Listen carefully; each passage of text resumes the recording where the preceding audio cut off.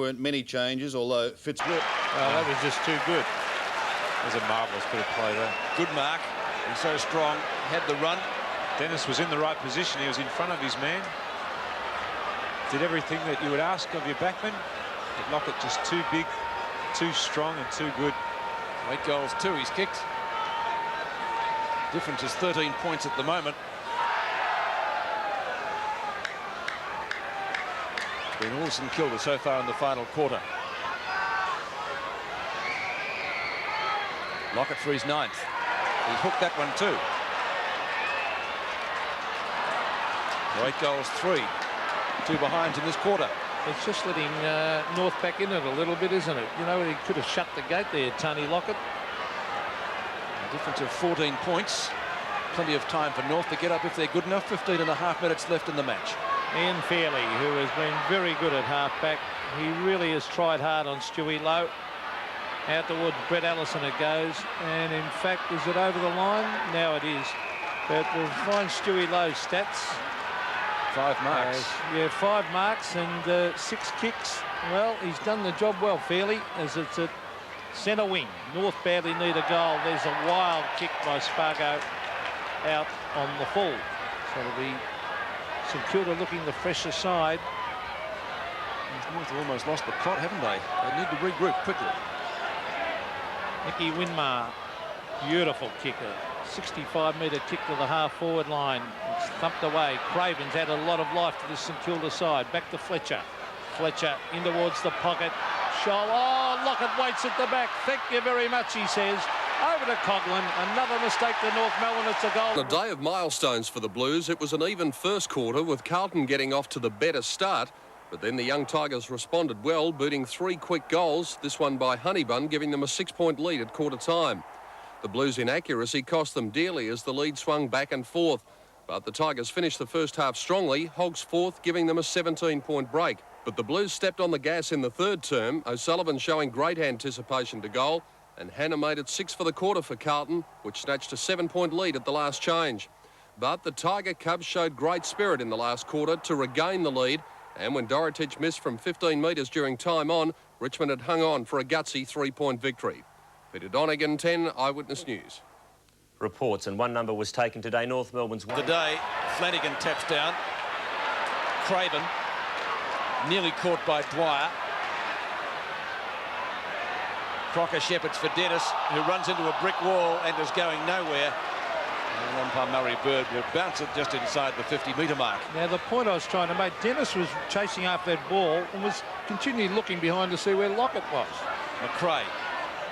Certainly been a good try for North Melbourne today, but that's out of bounds on the full. And as I said moments back, the Kangaroos really need to regroup quickly if they're to get back into this match. Stewie Lowe having one of his quieter afternoons, as Pete McKenna pointed out. Lockett, nearly. And taken over the boundary, or not the boundary line, the line by Scholl. I thought he had his name written all over that, Tim. That measured about 5.8 on the Richter scale there. So the Saints peppering the goals. Burke. North have hardly travelled forward so far in this final term. And that's a good mark, taken by Fairley. And as Peter McKenna said, has done a great job on the league's top centre half forward, Stuart Lowe. Carey punches down, not clear of the pack. Craven gets in front. A quick kick. Comes not to the direction or advantage of North Melbourne, but St Kilda again. Devon Porter, left centre wing. Centering kick from him. Tried to find McAdam. Couldn't do so. Scholl gets around Allen. And North Melbourne through Steele will finally clear. Oh, no one there for North Melbourne. Now there is. Spargo, a free kick against Spargo. I think he put the hands on the shoulders there on Tim Pekin. Tim Pekin, off he goes to Devonport. Half back. St Kilda looking good in this quarter. They're coming home with a wet sail. Frawley. Now Fletcher. Fletcher, no one near him for 35 metres. Has another bounce. Runs to 50. The chip passes on, but Richard Dennis read that a lot better. Lockett after him, though. Oh, steamrolls his opponent. Grabbed by Stewie Lowe. In towards Allen, the fly, and Tim Allen takes a great mark 10 metres from goal.